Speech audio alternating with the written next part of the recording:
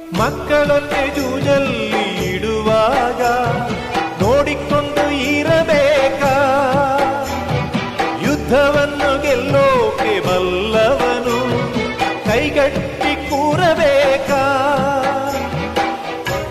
ನಾರಿಯೇ ಕಾಂಚನ ಕೌರವರ ಮೋಜಿಗೆ, ಧರ್ಮವೇ ಲಾಂಛನ ಪಾಂಡವರ ಜೂಜಿಗೆ. ಯಾರಿಗೆ ಬೇಕು ಈ ಲೋಕ? ಯಾರಿಗೆ ಬೇಕು ಈ ಲೋಕ?